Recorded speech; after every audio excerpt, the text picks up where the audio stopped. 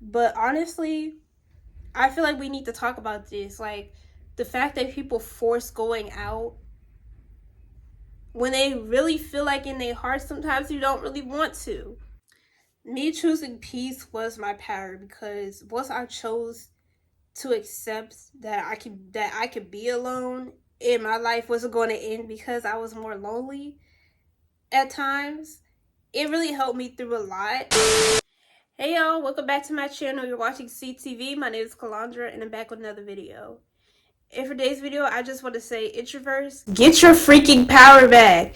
Y'all probably like, what are you talking about? Can you please elaborate? So I'm gonna elaborate. We gotta let society stop gaslighting us to think that we have to be social 24/8 because nobody is 24/8, even the extrovert. We all have to be alone from time to time. We all have to live with ourselves. We come in alone, we come out alone. Even if you got a twin, somebody is gonna be at least 5 minutes before the other one. Tell me I'm lying. So introverts are just more accepting of the fact that we are going to be alone and we just like to be alone more often. And I'm tired of the scrutiny, the shame, all of these expectations that people put on us to be a certain way. And things I struggle with in my life is trying to force myself to be something I'm not and force relationships that were not meant for me. And I had to learn from that. And it took me to take time to myself to learn these lessons in life, because obviously if I kept surrounding myself with these people, I was just going to keep being in the same boat and not learning from my mistakes when it comes to people and relationships. And time again, I have said in previous videos that the way that a lot of introverted people are people, I'm gonna just say people that don't say much, because you could be an introvert, you could be more social because everybody is different. But I'm just saying, for people that don't say too much, they kind of keep to themselves and they're more reserved. The way that we're treated in society is like we're abnormal, and that we're rude, disrespectful, too quiet, too awkward, all this other stuff that people be saying, and people kind of treat us like we're less than. I feel like there's power in peace, and I choose peace over everything else, and that's my power. And I'm gonna say power a lot in this video, but people like to disturb our peace, and I'm tired of allowing people to do that. And that's your power right there. But your power also stands from when you know you have to speak up and when you know you shouldn't speak up. And I think being quiet doesn't mean you're a pushover. Being quiet doesn't mean you're not intelligent. Being quiet doesn't mean you're less deserving of whatever it is that you want in your life. And I'm tired of people like kind of making us feel like we're beneath them and we don't deserve these things because we don't speak as much. Like, that is so weird to me. My thing is, as an introvert, I think it's very powerful to continue to go after everything that you want and desire in your life, regardless of how people treat you, or what people have to say about you. Like, show them better than you could tell them, to be honest. Like, that's what I do each and every time. And that's how I show people that I'm qualified for whatever it is that I'm going after. And whether it's even for simple respect, like, it's like, I feel like I shouldn't have to fight for my respect, but at the same time, I will do what I need and I will speak up when I need to speak up for myself. And people don't bother me because of that. People are more respectful of me because of that. So just show them better than you could tell them, and just fuck them for real. Who cares what people have to say? Like, just do what you gotta do, and don't let things like your personality or how people feel about your personality deter you from getting what you want out of life. And even though we do live in an extrovert's world, I think as the times have went on since 2020 and everything that happened in that year, which was very unfortunate, but I think the good that came out of it was the opportunities for people who don't like to really get out of their house to socialize can have a remote job, or a job to where they don't have to be dealing with interacting with people in person. you know, you can still, like, yeah, like, we do have like the jobs where you do talk to people over the phone. And I'm not like against talking to people, but it's just like we're not out in the open public and we could kind of like be in the comfort of our own house. And for people that prefer that, I think that was a year for people to finally, explore their options. And unfortunately, 2020 was a very bad year. But I would say the good that came out of it was the fact that for people who didn't have to keep working, I'm gonna just say that, right? We were able to still get paid by the government, and maybe invest that money into something better, bigger and better than what you were doing before. And a lot of people took that opportunity and did that, and I wish I would have did the same thing. I was just kind of spending my money on bull, but at least I had the opportunity to, like, get more sleep, learn more recipes. I was really more consistent with my content and all types of stuff. So, like, that was the time for people to really pop out and do something different besides their standard 9 to 5 job. And as an introvert, like, we have more options now. And remote jobs, it's not a new thing. I can give you a little history lesson if y'all want. If not, you can scroll past it. So I'm dressed up because I'm about to leave the house. And yeah, this is future me coming back to correct my mistakes. So, yeah, remote jobs are not new. Y'all could fast forward this part because I don't want to be on here spewing ignorance and saying stuff and I don't know what I'm talking about. So yeah, remote jobs. About remote jobs. In a post-pandemic age, remote working is the future. But where did it begin? Probably a bit further back than you think. Here's the history of remote work. And if I've skipped to a certain part, to a certain paragraph, it's because, like, a lot of this stuff y'all can read on your own. But this is the most important paragraph.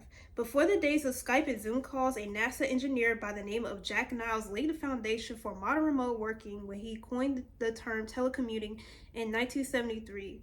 Long before modern remote working came into play at the turn of millennium, limited numbers of workers at IBM were working from home to test the effectiveness of telecommuting. What started as a team of 5 remote workers rose to 2,000 by 1983 at a call center staff who conducted all the work via phone anyway. Had the option of doing so from home. What may have seemed like a fad when it first came out, now is the norm. According to Gartner survey, 74% of businesses are planning on shifting their employees to remote positions as part of their post-C plans. Telecommuting has seen a boom of 115% in the last decade and will continue to rise as we adjust to the new reality of post-pediatric world and future of remote work. That was a mouthful. But yeah, y'all, I could put the link of this whole paragraph in the description so y'all could really, read it if y'all want. But yeah, remote jobs ain't new. Me choosing peace was my power because once I chose to accept that I could be alone and my life wasn't going to end because I was more lonely at times, it really helped me through a lot. Because I'm gonna say, for example, high school, right? Like, high school, middle school was pretty rough for me. Okay, my nose is stuffy, so if I sound stuffy, I'm sorry. But high school and middle school was very rough for me. I was bullied really bad, and I felt very different from everybody. So the few friends that I did make, they were good to me at first. Like, every friendship is gonna be good to you at first, but, like, they were kind of my bullies, too, in a way. Like, they would just kind of tell me, oh, they'll make me feel different because I was, like, always the introverted one in the group. And I could get into that in another video, but it's just kind of like, they weren't, long story short, a lot of these friends I had were not good friends, okay? And I kept them around because I was a genuine friend to them. I did genuinely like them, but at the same time, I feel like I didn't really have many other options to make different friends because of where I was at in school. Like, I just feel like nobody liked me, so I just kept those people around, and I wish I was just a stronger person. Wasn't afraid to stand alone at certain times because maybe I would have got better friendships out of it and more respect out of it. But, I mean, it's just something I had to learn from because things have happened in adulthood to where I finally separated myself from those people. And in high school, I don't know, just being alone, it just feels very isolating and different because people, like, look at you and they talk about you and they make you feel very uncomfortable. And I feel like in those times, like, being social was just very important and something that you pretty much had to do, or people would just make you feel like a loser, and I didn't want to feel that way. I kind of just wanted this perfect high school life that I never had, so it was just no point of keeping these friendships around. And I'm not saying every friendship I made in high school was bad, but the ones that I was closest to were my worst friendships. And I wish I was just separated from them sooner, you know, and I mean permanently, not even just like a petty fallout, but I mean like literally just stop associating with these people. All of this made me learn that I could thrive by myself, okay? There's only one person that, you know, I like to see every day. And y'all know who that person is, right? So Solar will not be talking about like Matrix, bot, gotta show the world, not real, low vibration.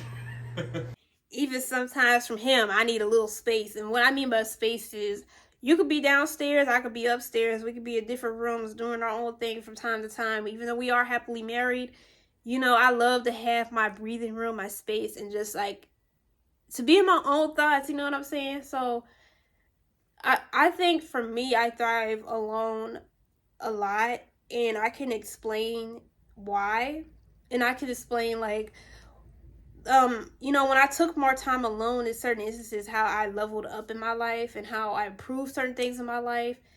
But I'm gonna just say for one thing, going out. Um, I felt the need to go out every weekend ever since I moved out of my home state. And y'all are probably like, aren't you an introvert? You were going out every weekend. Yes, I was, but let me explain. I'm in a new city. That's one thing.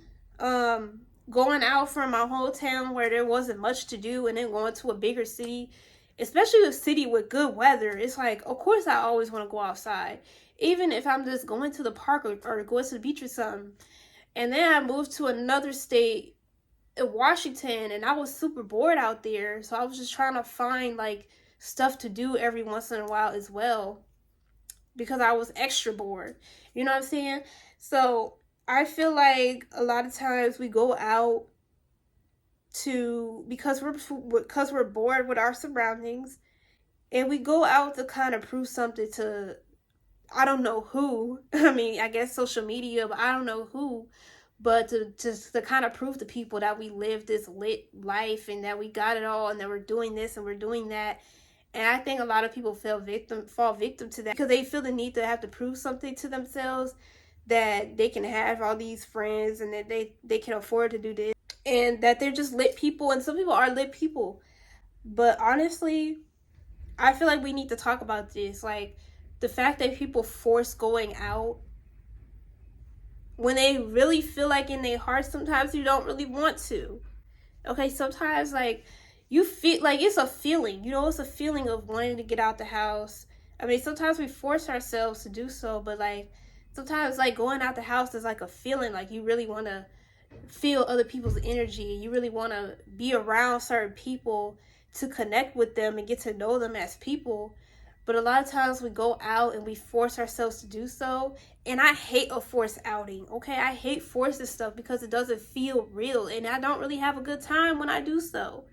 And a lot of times I went on like forced outings and I went out with my friends just to say I'm going out. And because they wanted to go out and I didn't want to say no. And no offense to my friends. I'm not blaming them. It's just me, you know? Me being the introvert that I am, I feel like I could only go out every once in a while. I can't go out every weekend because I have personal things that I have to do as an adult, and I just don't always want to be around other people. And I feel like when you're forcing yourself to go out, you're not really connecting genuinely with people. You're just kind of like in their presence, they're in your presence, and it's not a vibe because you don't truly want to go out and you're just going out just to go out. And I feel like a lot of people do that, including myself. I've been a victim to that. And I recently just stopped doing that so much. I would say last year, for the last 6 months of 2024, I stayed in the house. Because I just got tired of, like, for one, every time I was going out, I was going to clubs and bars. And what am I getting out of that? Like, how is that helping me level up? And I'm not saying that you have to go out to do something constructive to level up in life, but it's like it goes to a point where when you're partying and it's like, what are you partying for? And what is partying doing to benefit my life if I'm putting so much time into that? And then not to mention as an adult, it's like my husband and I, we work like throughout the week. So let's say, for example, I work part-time. So I work like 4 days in a row. He works like 5 days in a row. So we technically have like 2 to 3 days to recuperate. And I work a pretty stressful job. We both work stressful jobs. And, you know, he has less off days than I do. But still, like, I work a stressful job. And even if it's not a stressful job, I just feel like working takes a certain energy out of you. So to work throughout the week and only put in my time and effort into work, and then not taking time to do other things I need to do throughout the week and waiting till the weekend, I have one day to kind of recuperate and be at home, one day to like run errands, and then one day to like go out for leisure activities. And that's not a bad thing, but I feel like within those 3 days, I feel like I need to do a little bit more recuperation. And with recuperation, it doesn't always have to be like self-care. It could be like taking time to do research on like what you really want to do with your life, or learning a new skill and all of that. And I feel like I'm not taking enough time. I wasn't putting time into my YouTube channel or my content creation, or like what I truly want to do in my life. I was just putting all my time into work and leisure activities, and that I wasn't getting anywhere with that. So I stopped going out and, you know, being home more often. You know, the house is cleaner, and I feel like I'm more well rested, and I have a sharper head about what direction I want to go with my life, because of me just being at home more often and me not going out as much. I feel like I have gotten a lot more done within the last couple of months than I have within maybe within like 2 years of my 20s. Like, and that may sound like exaggeration, but it's true. When you're at home more, you can do more things for you. Like, you could do things to please you more often. And going out, leisure activities, I'm not saying you shouldn't go out, but I'm just saying, like, no, I'm not saying be a hermit at all. I'm not saying like you should hibernate and be in your bed all day. I'm not saying that. I'm just saying leisure activities should be for more when your cup is full to give out to the world. When you have a cup full of energy to be out in public, to either talk to people or just drive or whatever it is. Like, going out to the public can take some energy and time out of your day. So that's just something I had to think about, and I'm glad for the last couple of months, I've just been in the house more and I got more stuff done. And not saying you have to be constructive when you go out, but like constantly going out to just go to the club, it gets boring after a while, because I go out in the same environment as a married woman, to deal with people from the opposite sex being in my face and getting drunk, getting high. And it's like, I don't want to do that all the time anymore. I'm getting older and it's not doing anything for me. So like, let's say a couple weeks ago when I got my camera, Zach and we went out to, a park that's pretty popular, right? It's a very big, beautiful park. So we went out there and, I used my camera and we were like taking turns, taking pictures of each other, learning how to use this camera.